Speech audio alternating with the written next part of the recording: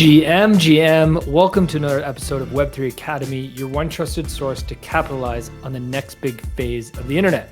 Don't get caught in the hype cycle. I'm Jay Bird, and I believe that on-chain TV streaming is going to change the world. That's why I'm carving a path for doers to confidently build and invest in Web3. Now, in today's era, dominated by the attention economy, where video streaming has become a ubiquitous form of content, distinguishing oneself in these densely populated digital waters is a formidable challenge. Streaming platform Azarus, however, has not only managed to stand out, but also changed the very nature of how we interact with streams. Azarus is a Web3 streaming platform, and it has been embraced for its Web3 wallet feature that layers over their video player and allows streamers and viewers to more directly interact with each other. To date, Azarus has distributed over 2 million worth of rewards to 20 million unique players. Now, today's guest, Alex, is the co-founder and CEO of Azarus, which has been dubbed the Web3 layer for streams.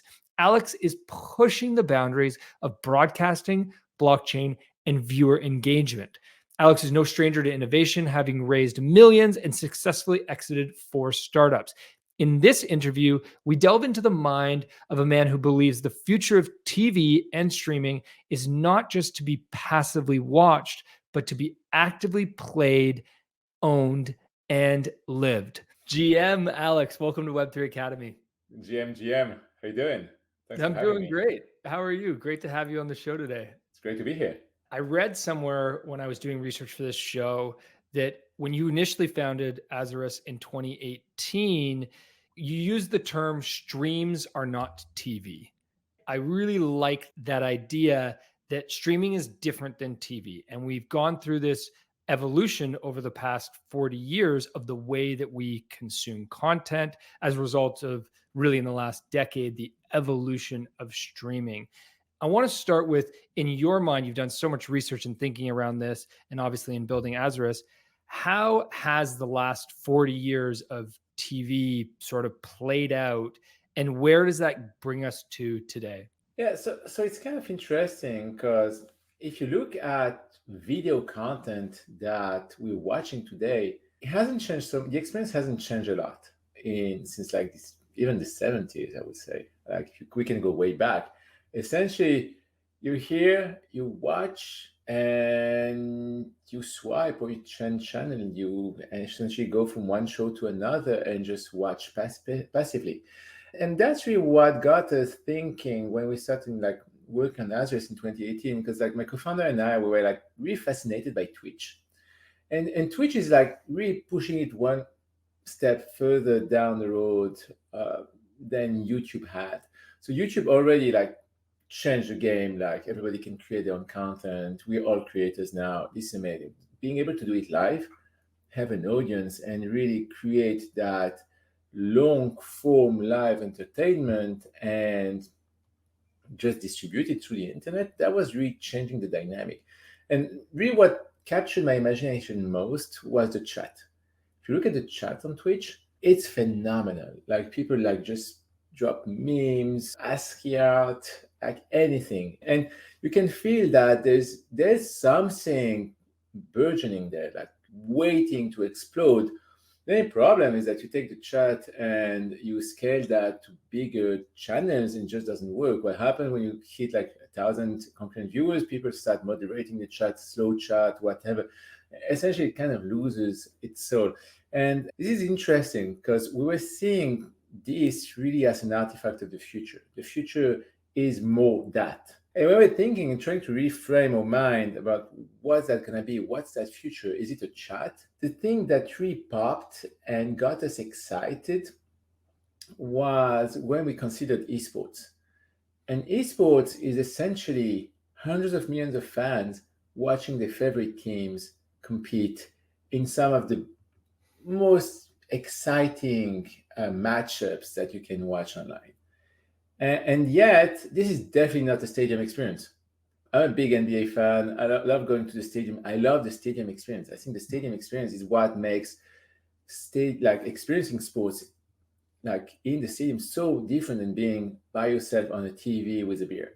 It's not the same thing. It's about the shouting, feeling that everybody's excited, everybody like yelling defense or booing the opponent team trying to get a free throw.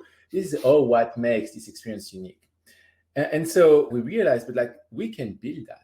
This can be at the heart of the streaming experience. And really, the first thing that we wanted to build is the thing that always gets me excited when I go to a city, a simple t-shirt toss. T-shirt toss, I think, is the epitome of what it means to be in a stadium. At some point, someone walks in, has a t-shirt in his hand, walks around the stadium, and gets every single person on their feet, hands in the air, trying to grab that t-shirt. Well, this is exactly what we did. We did essentially t-shirt toss on stream. So it's as simple as that. It's getting people excited, getting people to realize that they're not alone, that they're competing against everybody else, that there's millions of people shouting and making noise because they're trying to get that t-shirt and trying to get the attention of the person trying to toss the t-shirt. All those things together, creating that stadium atmosphere for 30 seconds, a minute, the time, like the duration of a timeout, essentially. Mm-hmm. And this is really what's the core of what we've been building at Azarus. It's a space, a platform to build interactive experiences like this one and layer them on top of any live stream. And so obviously live streaming, and you mentioned Twitch. Live streaming it's still pretty much segmented to gaming. I mean, maybe you can tell me if I'm wrong, but to me, it hasn't moved beyond gaming.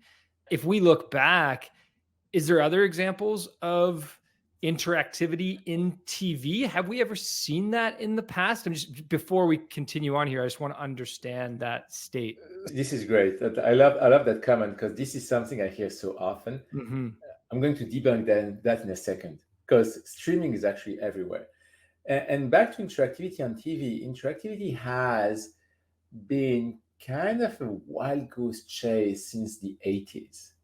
So in the 80s, here in the US, there was the Wheel of Fortune, and you could play along on TV with the Wheel of Fortune right here. Okay, so for everybody listening, Alex has got a board game that he's holding up. Oh, it's not a board game. It's actually, no, hold on. Let me, then I have to open it now. If you think it's a board game, you're going to be surprised. This is like, okay, this is actually an electronic device that would know what game is running live on TV, what are the questions, and you'll be able to input your own letters and play along just like if you were another contestant. And you could earn money. You could earn money. So you're literally playing along like the guys on the show, on the studio, they would make more money than you for sure. But I think it was like a couple $1,000, which for the time was crazy. Big money for the time for just playing along and having fun. And so this first iteration, we found repeated artifact of the same ID all over the planet over the following 20, 30 years. Goes from like, we had the same, I'm from France, we had like 2 devices in France that let us play along with all those, during all those TV shows that were broadcasted live. If you remember the mid-2000s, there was that whole thing about second screen and people trying to have a chat on their phone while watching soccer or football on TV. There was that, of course, lots of friction. That didn't really play out. But what I'm getting at is everybody's looking at this screen and saying, hey, that should be interactive. There's so many people doing the same thing at the same time. There's just no way we cannot create a connection between all these folks. Now, the big change, and really that's what makes today so different than yesterday, is that screen that you're watching, that content you're watching comes through the internet. Like for most people, even if you still have a cable box, it goes through internet cable. It's an internet cable. It has a way back, is what I'm getting at. So whether you're watching on YouTube TV over the top, you're a code cutter, or still have your code, all those things now, this is the internet. We're there. So what you're watching on your screen is essentially an HLS feed broadcasted through the internet and played on an internet video player. And this is what changes everything, because all of a sudden you're not battling proprietary closed source TVs with their weird remote. But no, you actually, everything is working on open internet standards. And so that's really what allowed us to innovate and to build that idea of an overlay that would add interactive components and buttons over the screen. It turns out, lucky for us, not only is today different than yesterday because internet, but also for the past 20 years, like the entire broadcast industry has been trying to sell you pizza on TV. I'm not joking. I've met someone actually doing that at Comcast in the late 90s. So Okay. selling pizza on TV is a thing. And the entire industry has built a lot of primitive, a lot of channel, a lot of bricks essentially to try and achieve this. What we did is essentially look at all that, say, hey, how can we recombine, add some level of digital ownership? Because if I'm going to toss a t-shirt, you need to be able to own and get that Mhm. t-shirt. So essentially digital ownership, gamification, it's got to be a game, it's got to be fun, you need to be Mhm. yelling and feeling that this is super massive and everybody's playing at the same time. All this slapped over the feed so you don't have to take a second screen and you can just play where you're watching, where you already are. And this is really what we launched in 2018 on Twitch, because Twitch was nice enough to be very forward thinking and built a lot of tools to make it easy to create those type of experiences. Mhm. So we started there, and then we expanded and built our own platform and went further. But yeah, Twitch was great because they had something called extension. They still have it, and this is for me one of those nuggets that someone, I don't know the story of extension. I'm still looking about it, but I think this is the most brilliant thing. Someone had literally the same vision, said, "Hey, we're going to allow people to put buttons over the screen." And we have no idea what they're going to do, but it's going to be fun, and we'll see what happens.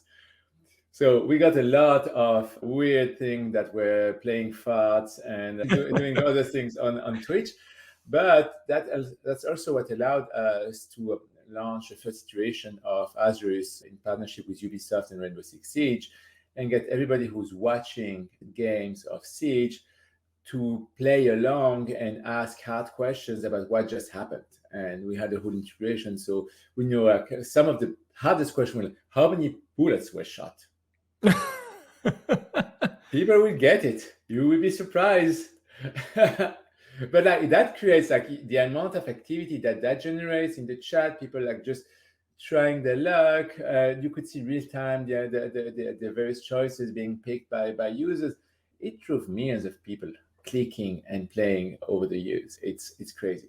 Since 2018, you've distributed over 2 million in worth of rewards and had over 20 million unique players. Yeah. This initial test on Twitch worked. You got great feedback, and now you've built this full platform. Give us an example of you kind of teased it a little bit there, but give us an example of how somebody would use Azarus, maybe how a creator would use Azarus, and then how a user, a viewer would use Azarus, so we can really clearly understand for those who haven't used the platform before. Yeah, so it's very hands-off for the creator. Essentially, the creator has to enable to opt into Azarus. That gets installed on its channel, and then just runs whenever there's something to run. And what runs on his channel is going to be, we have quite a few things that can run. We have games like attention games, prediction games based on the stream's content, like the one we have for Rainbow Six Siege. We can have playable ads. So we work with a lot of brands like CPG brands from the Logitechs of this world and other that create essentially campaigns. Is it trivia or different? We had a really fun one with a Flappy Bird where you had to like basically essentially go through a maze, a branded maze, and the longest you'd stay alive, the more entry you get for the rewards giveaway. So you take all those things and they essentially they show up once in a while. We try to tune the experience to make sure it's not intrusive and not we don't want this to be in your face all the time. That's not the point. We want the experience to be literally like a timeout, and timeout more at the beginning of the game than at the end of the game, because at the end of the game you end up having like 5 timeouts in 1 minute. Yeah. So it's like it can go crazy. So not that type of timeout. We're looking at the one that's like once every like 15 to 30 minutes. So it's not overwhelming. But whenever it's a good time, we know that the game has ended, there's a break, there's some space that we can feel, then we're getting everybody to play. And from the end user perspective, it's absolutely hands-free, meaning that you get on Twitch. So Twitch is our best, most integrated experience so far. You get on Twitch. When the time is right, the wallet loads, the game loads, you play. That's it. There's nothing else. If you win, if you get more into the game, if you have earned some rewards, you can take ownership of your wallet. So we create a wallet for you, then you can take ownership of it. It's a custodial wallet. Type in your email, we verify it, it's yours. And then we can go take you through all the following steps, all the way to going through KYC and sending whatever you have in your wallet into your proper non-custodial wallet. So it's all those steps, but it all starts with the simplest first-time user experience, which is you're watching and you're already there, you're already watching. All of users there, we're not here to acquire folks from, I don't know, Reddit or something. No, it's people who are already watching. The game shows up, everybody gets it immediately, starts playing, because you see everybody else on the channel playing. You see the bubble has popping all over the place wherever they're interacting, to make it clear that everybody's shouting and having fun. You play along. It's 1 minute, a minute and 30-second max, and then sometimes you win. And if you win, it's a cool prize, and we have tokens. We distribute kind of like a variety of prizes. Can go from tokens to discount codes to our own token to NFTs to whatever. So essentially, we can drop any type of content as a reward, and it's really courtesy of the sponsor sponsoring the activation. Right. Wow. Okay. So much to unpack here. Okay, so I just want to start, since we're talking about Twitch so much, can you give us an idea of the size and the scale of Twitch? Like, how many viewers do they have? How many streamers do they have? Do you have any idea of what those numbers are? I want people to understand the amount of, there is millions of people that are on Twitch every day watching these live streams. Oh yeah, even more than millions, actually. I would think you get close to hundreds of millions, if not more. It's so obvious for me that this is huge, that I should be more up to date with my numbers. Yes, it's big. For example, one of the biggest streams that we've been active on had 500,000 viewers at the same time, concurrently watching and all playing on Azarus at the same time. So so those are big events. You have those big programs. You have a long tail of grassroots creators. You have everything on Twitch for everyone, and it's not just game content. So we always, like earlier, you said streaming is games. It's not. Saturday, like Thursday night football on Amazon Prime, that streams. Like there's, you see, there was some soccer at some point or so on Twitch. So everything is being streamed, and Twitch is a community of folks that are pretty mostly gamers, because that's kind of like what the biggest type of content is over there. But it's a community that just watches and interacts and connects through the content. And this is what I'm getting at. The content here, it's not the end game. The end game is the people who are watching it and who are together, and creating that layer of connection is what changes the nature of the medium. And right now you have, as you said, we have, in your example, 500,000 people watching the same thing. And the only thing, I mean, if they're watching on Twitch, the only thing that's connecting them is the chat. That's the only way that they can engage with each other. And with 500,000 people, I mean, there's not even a point in a chat. It would just be craziness, and you can't actually use it. And then you extend that to TV, same thing. You'd have that problem of, okay, we've got a whole bunch of people watching at the same time, but how do we connect them? How do we engage them? And that's where Azarus comes in. You created a timeout experience, a 1 to 1.5 minute experience. That's a game, like a trivia game of some kind. Everybody plays. And the way I'm understanding it, which I love, is because I'm already logged in on Twitch, I don't have to set up a Web3 wallet. I don't have to do anything. I can interact in the game right away. There's no friction, which is obviously so important and such a hurdle for a lot of Web3 projects. Is if you start by making people set up a wallet or connect a wallet, get out of here. You're basically going to lower your conversion rate by half. So you make it really simple. And then if they win, then it takes them to the step of building a wallet and taking the Web3 steps. Am I correct? That's right. Spot on. Right. Okay. Wow. Amazing. So there's a bunch of things that I want to sort of dive into here. First, I want to talk about, obviously, one of the key digital ownership you mentioned at the beginning. Blockchain is what enables that aspect of it. And you are really using blockchain to create incentives for the users to play this game. Or maybe actually, I should ask this question first. Are people playing this game regardless of the incentives? Do you think they're just playing the game because they're there and it's fun and you've already got my So we attention? actually have proven that that's actually accurate. We had like a couple of years ago, Ubisoft on the release of Assassin's Creed Valhalla, and so they had a 8 hour long stream with Boss Logic doing a Photoshop painting of revealing the lore of the new game, so the Norse mythology, and nobody knew it at the same time. That was 8 hour long with classical music in the background. And so what happened is that we layered on top of it, I think it was like 45, maybe 50 trivia questions that were pretty deep into the lore of the previous Assassin's Creed. And there was one reward, and the reward was amazing, provided by Ubisoft. Nobody knew what it was, and it took us a year to discover actually what the reward was actually going to be. So it was pretty interesting experience. So essentially, we had one reward. You need to play for 1 hour on average to get it. We had over 150,000 people play for an average of 4 hours. So clearly way beyond. They were not grinding for that reward. They were just having fun. Mm-hmm. And 4 hours is pretty like the maximum that any human being can stay on a stream during a weekday. It's like we're topping, we're topping the maximum here. So it's inherently fun. It gets fun because you really have that sense of community. What was amazing with this experience is that it was actually multi-streamed. So Boss Logic was on the main Ubisoft channel. And then there were like 6 or 7 other big streamers that were restreaming it. And essentially they ended up playing for hours with their own community, everybody playing together and trying to look up the answer and helping each other. Wow. So it ended up creating that unique, really massively multiplayer experience over actually several streams live at the same time.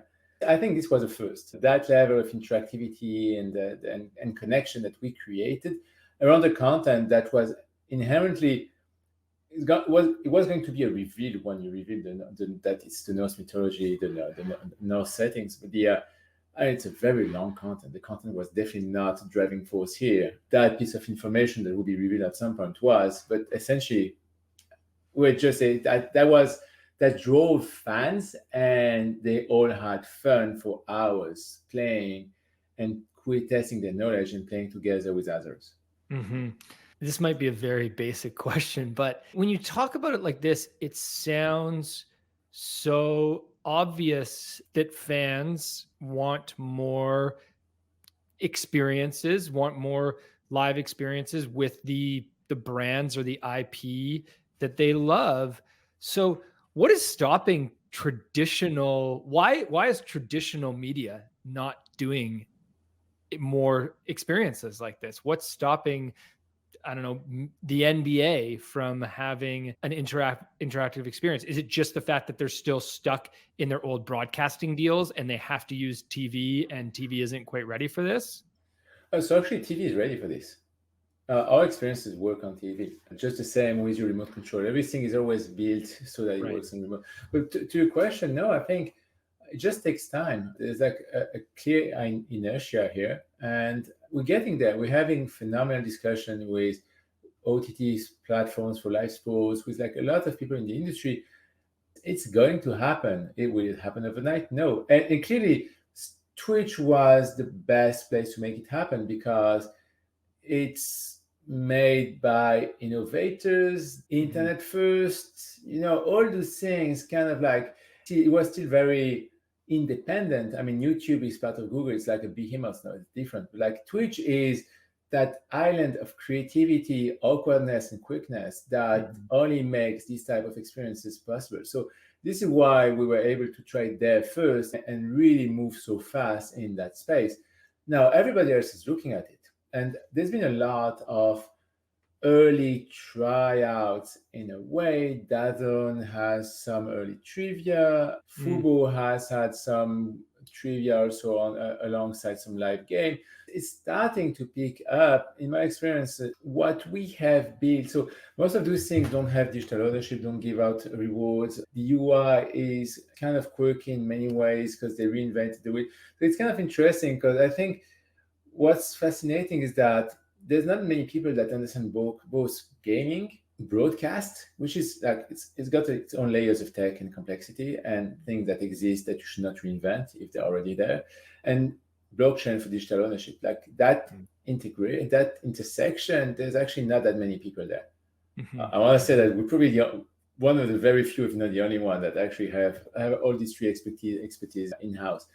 But that's really what's the deal here. And all those companies, they are going to get there. And this is what we're building. Like the way that the vision that we have for Azarus is that long term, this is our layer 2, which is currently POA. We manage it with, like, this is going to be fully open source, fully decentralized. And any one of those networks will be just able to run a node, plug it into their encoder, and be part of the network. And all our games who are smart contracts just run wherever is the closest, and you have access to sponsored games and rewards that can be just out there, like available for anyone to pick. I have that audience, it matches this advertiser's need. I'm going to play the Logitech game and get some of the rewards to my viewers. Like all these things, this is really the vision we have. In order for that space to evolve, this has to be an open standard. And this is where we're going. And it's going to take a minute or two. Don't expect these to pop up on any screen tomorrow, but I definitely hope to be on a Super Bowl at some point.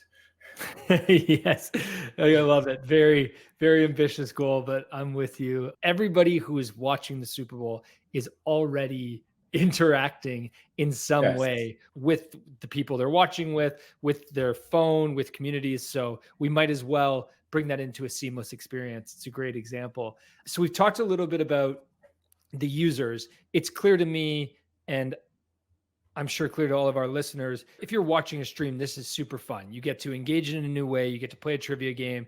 And you know what? You don't even necessarily need the incentive. It's nice to have the incentive that you could win something, but it's just fun and I'm already there, so I might as well play. It's more engaging than a chat, right? But what about the creator or the publisher? What's the incentive for them to integrate Azarus? Is there new revenue streams that are created as a result of this? How do they gain from participating? So there's two things. First of all, is the extra and increased engagement. As I mentioned, like the Assassin's Creed Valhalla example, like people just end up staying longer. And so more eyeballs staying longer translate into more revenue. Now, you're perfectly right. This is also an extra revenue stream. Because here what happens is that people engage. So when I'm a brand and I'm running a traditional video advertisement, essentially like a 30-second ad break, I have no sense whether how many people paid attention, did the message go through, there's no call to action. At best, you have an offer code that you can maybe use to get 5% off on your purchase, but like I want to see numbers on how often that happens.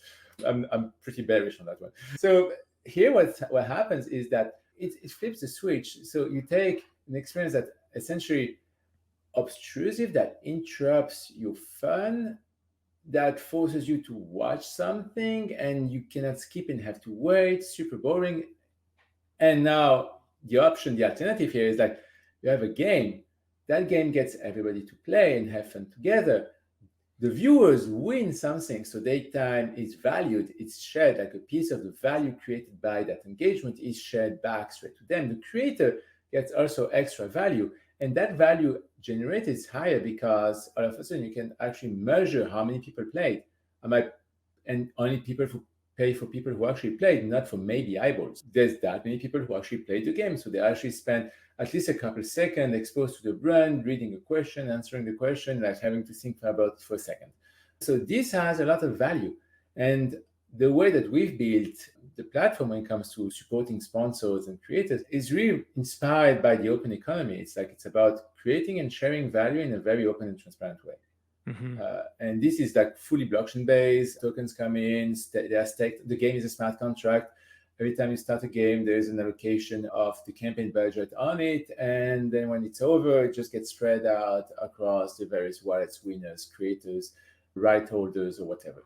There's two types of content that comes through in this overlay, I guess is what you would call it, right? So either it's a game content or it's an advertiser's brand content. Is Which is, that correct? yeah, but that's also a game. So It's all also a of them game. are game. Yeah, all of Okay. those are games. It's always about playing. Think about it. When you're in a stadium and there's a t-shirt toss. Yeah. Here at the Chase Center, it's sponsored by Rakuten. It's a Rakuten branded t-shirt. Yeah. So and would I care about Rakuten? Would I have paid attention if that wasn't like the t-shirt toss sponsor? Probably not as much. No. Their logo goes around. And they have some pretty cool ads with Steph Curry, so maybe they would actually get me there. But but essentially that creates a connection. All of a sudden, this is a cool ad. I'm fine interacting, and I'll remember it's sponsored by Rakuten because they're throwing away T-shirt and it's the loud music and everybody's on their feet and having fun trying to get one. Yeah. So all those things tie in together. It's just a different experience. One experience where you don't take attention for granted. And just like you are here, so I'm going to force this on your face, as opposed to, no, I'm going to get you have fun and we're going to have one moment together and we are creating a connection between the brand and the audience. That comes from the fact that branding is being generous with the audience and the creator on Twitch as a medium is being generous to its audience. So it's really a more positive relationship that creating really trust and mutual respect also, because like I'm not again taking your eyeball on that screen for granted. I know you can just go to the kitchen and get a snack or do something else. You choose to be here and to play with us, and this is valuable. Can you talk about the advertisers that you've worked with? Like, can you give us an example of what are the results they are seeing or what are the benefits they're seeing? Because I imagine this is a completely, I mean, you've stated it already. It's a completely different way to engage with your audience than the current, very passive, no idea if anybody's actually engaging way. For sure. So we've worked with endemic advertisers to the gaming space, like from Capcom to Ubisoft to Wargaming, most of those guys, and also more like CPG type of folks, like for instance, like Logitech I mentioned earlier. It's always the same thing. We see very high level of engagement. The average is in the 60 to 70% on a channel. Some channels go all the way up to 100% engagement rate. So we have channels where everybody who's watching is playing. Wow. I never thought that we actually ever hit 100%, that because there's always that one guy. But like we know, so we actually made it. So it's very high engagement rate, and we have clear call to action that drive direct response. Like we are able to track and to provide proof point that people click, when to check the website, when to look for the information, talk together. Like all those things are extremely valuable social proof, but also measurable click-through. So all those things have helped grow trust on the platform and bring more advertisers. This is kind of unique. If you think about it, for the first time, you can target a video-based medium on any screen and measure engagement. It's huge. It's like without having to be Nielsen and have a special device on your screen or something, or camera that's checking whether you're watching. It's huge, it's new, and more brands. So right now, a lot of brands are trying it, and it's like everything. It's going to take time until it scales and becomes like huge and is all over the place.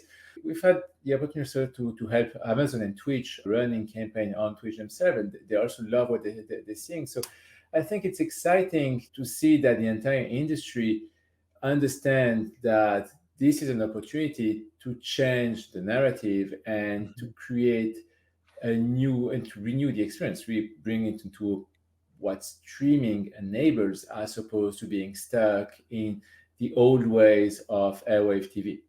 I mean, it makes so much sense. One question I have is the prizes that you're giving out to the viewers obviously relies very heavily on blockchain, because when you're giving it, one of the issues of pre-blockchain was the only prize you could give out was a physical good. You couldn't give digital goods. I mean, you could, but there's no ownership, so it's not nearly as exciting. How do you scale your reward system in a sustainable way if you're giving out, let's say, the Azarus token? You can't just inflate that token forever and continue to give it out forever. Are you thinking about the sustainability and scalability of this rewards platform? Or maybe you don't even need to think about it because the engagement's so strong that the rewards long term maybe don't matter as much. So first, taking a step back, you can drop any type of reward on Azarus. It doesn't have to be our coin. You could drop, if you're an NFT collection and you want to drop some NFTs, you can. If you are making a Web3 game and you have items, you can drop those. So you can literally drop anything. The way that the Azarus token works, you have to think about it really as a hard currency. So it's not traded. Essentially, we unlock more as we get more dollars coming from campaigns. So fiat coming in, token allocation being bridged to the layer 2, and token circulating. So essentially, on our store, the value of the items is pretty much pegged to the dollar. So all those things, like it's one Azar is actually $0.50-ish. That can kind of varies from one provider to another when it comes to the rewards. When traditional advertisers come in and pay dollars for running a campaign, that gets converted to Azar, same at 50 cents per Azar. So the Azar coin is actually a fairly stable currency. It's not a stable coin. There's got to be legalities and things that I don't want to get into. But it's essentially a currency that we use internally to materialize the value that's being injected by our partners and that we circulate across the ecosystem. Viewers can take the coin. It's an ERC20 token. You can hold it today in your wallet. It's yours. You can send it and do whatever you want with it, or you can use it inside our store. We have 35,000 digital items, from gift cards to any type of game, the most recent game. And most of our users actually spend their coins inside the store. Because everybody's a gamer. We have the latest game. I remember when Harry Potter launched a couple of weeks ago, everybody was like on it, like, when Harry Potter? It's like, that was the question. So really? Yes, like everybody was like, I'm ready for it. Because it's great. Essentially, you're there, you're doing something you already do. You're watching streams, you're having fun with your folks, you're earning tokens, and you get to play for free or almost free Harry Potter the day it's released. What more do you need? None. It's so obvious. It's amazing. And I'm sure it leads me nicely into my next question. I'm sure that's why Animoca Brands was so excited to invest in Azarus. And so congratulations on the recent acquisition by Animoca Brands. How do you see this acquisition shaping the future of Azarus? What's going to happen next? What does this enable for you? So we have a long-standing relationship with Animoca. Actually, they were part of our early pre-seed round back in 2018. So it's been a long relationship. And I think there's a few things. I don't want to speak on their behalf, but what I'm really excited about is how we're going to be helping all these Web3 companies building Web3 games and Web3 experiences connect with a wide audience. And this is something that we can really bring to the market. I think that's something that we got the folks at Animoca excited. Having essentially a beachhead on streaming, access to million eyeballs when cool games come out, this is a great place to educate, to drop items, and to engage players to try and come and try the game. And also, it's a longer term vision. We essentially, if you think about it, we're reinventing the way that the traditional medium that's drawing like billions of dollars per year is functioning. So if you project yourself in a couple of years from now, and what is TV going to be? I think there's going to be a high level of gamification. Maybe there'll be a store with a bunch of games that you can play. Maybe DraftKings will have there, and I'm just speculating. So, maybe DraftKings will do a prediction game right there, running on Azarus over the Super Bowl. And all these things could be possible. And maybe you don't want to wager money, you just want to play with your favorite brand, like, I don't know, Doritos. So we actually have had some really cool stories with them. Yeah, Oh, really? so all those things can come together. And what I'm getting at is it's a new gaming universe that doesn't exist there and that can be as large as the amount of screen that we have in our lives. I think it is exciting. And this only exists because of gamification, blockchain, and broadcast. Can you tell us the Doritos story, actually? Is there a story there that you can share? Not right now. I'll tell you in private. Okay. We'll get you back for that story. We had a cool prototype, so it's like I can't talk about it, this one. Unfortunately, that was a really cool idea that the agency we worked with had. So it's that was really Okay, funny. awesome. I wonder if the agency is Vayner3. We've had them on the show before too, and I think that they represent Doritos. I'm not 100% sure. I think these brands, from what I understand now, have hundreds of agencies. It's true. It's true. Yeah, it's true. One of the things, just when we talk about emerging trends, one of the trends that I've seen coming out of China is the shoppable streams that's happening. Can you talk about a little bit about that? People not in China probably haven't experienced that yet, but it makes a ton of sense. Is that connected to the vision for Azarus as well? In a way, yes. So shoppable stream are essentially key opinion leaders talking about the product, and there's an overlay, there's a layer. There's not usually it's not an overlay, actually it's around the screen. There's an easy way to see the product that they're talking about, and with one click, essentially add it to your cart and buy now. So today, shoppable ads are usually not over the screen; they're around the screen. It's starting to pick up in the US. It's kind of the new next generation QVC, if you think about it. And it's definitely fascinating. So there is an intersection, but there's also a strong difference. Essentially, shoppable streams are still usually very solo queue, single player. It's not about creating, it's not like a live multiplayer experience. And I've not seen that being the case. That said, making things shoppable make a ton of sense. And this is definitely something that can be built just the same on Azure, because you can think about it. There's the same foundation. We are able to show details, get clicks. There's a wallet. You can pay right there. Everything is already ready to build shopping. The angle, though, is slightly. There's a strong difference. I think if you are going to be making like a QVC next gen around shoppable streams, it's its own thing. So you are definitely going to be using the entire real estate around the screen to show as many details. It's about like making that one-click purchase with delivery and everything. There's clearly a few things that you want to optimize around, which have not yet been our focus. But can you build shoppable ads on TV, on Azarus? Yes, 100%. Super easy. Am I a strong believer on buying pizza on TV during a 30-second break? Not as much, because I always feel like, and this is really a difference of nature of the product. Shoppable streams, you're going to be watching that guy talk about this product for 20 minutes, maybe 15. So you have an ample time to think about it, to make, oh, this looks really cool. Okay, like buy. It's a long-term process. Every time I see a shoppable ad, which is like more like a minute, 30 seconds, I'm like, I don't want to be pushed into making a decision now. It doesn't do it for me, and I feel like it's not the right time. It's the right time to create a connection, to get people awareness, to understand, to get them engaged, to get them to recognize the brand, and to create some kind of affinity.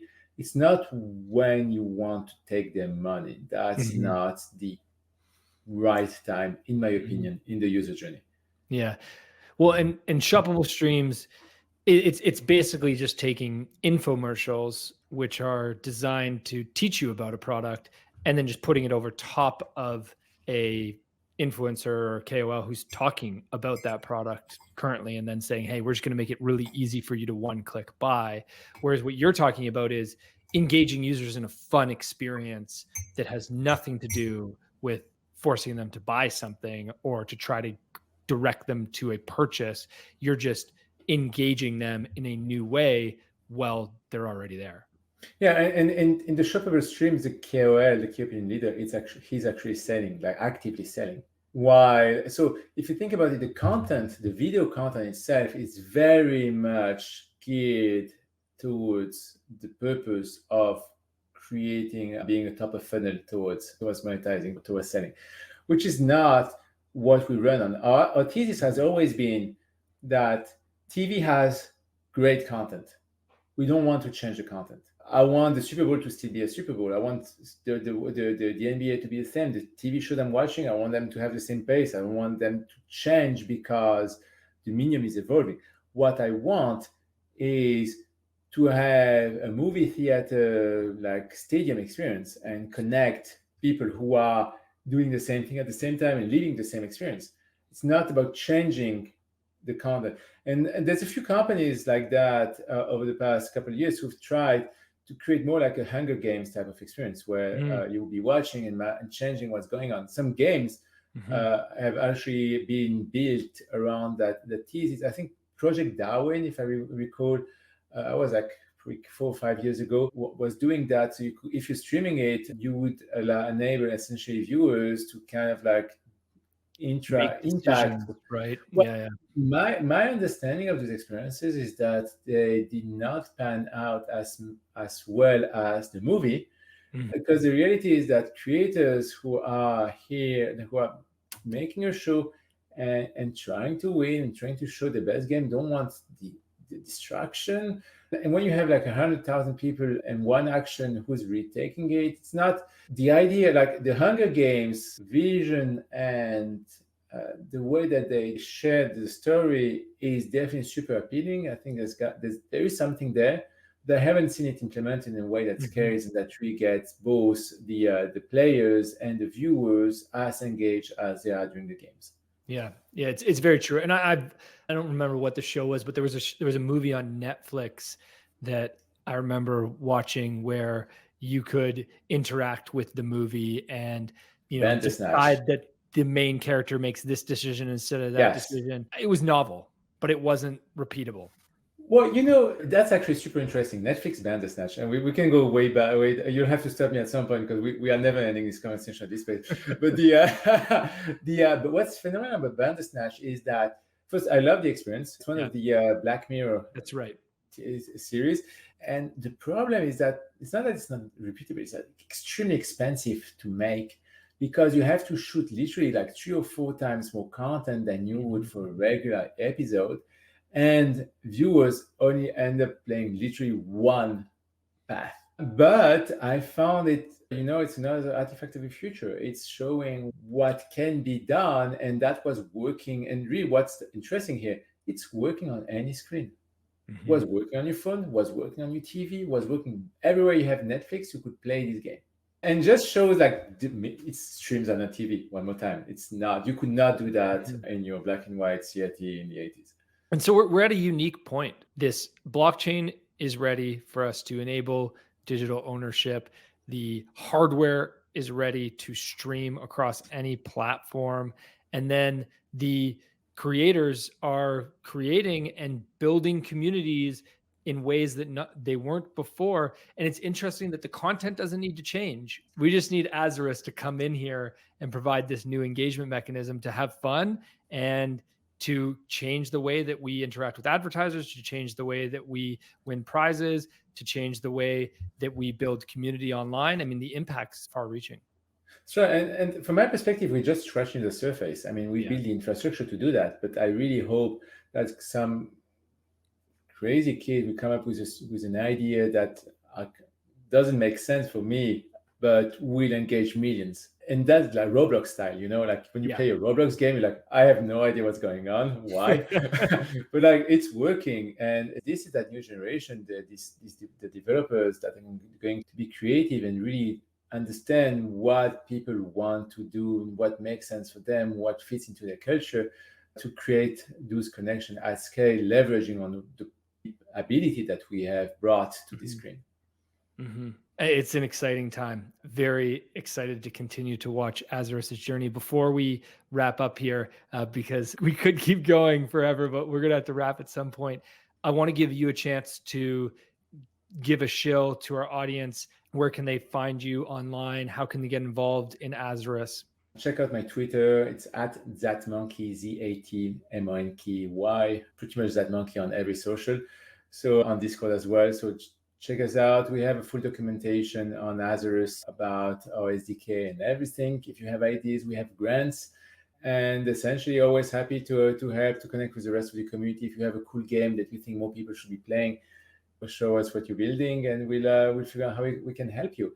It's as simple as that. So it's really like, it's an open platform. We're happy to help and to give you a visibility on the network and to contribute to the ecosystem at large. Wonderful. Okay, just a couple speed round, some fun personal questions before we wrap up here. What's an NFT you'll never sell? Oh, clearly this guy. I'll show you if you can see it. This is my Yuga Labs ape. Yeah. So I got this guy. I probably overpaid back then because when going down, it's coming back up. So I'm like, hopefully I make it back.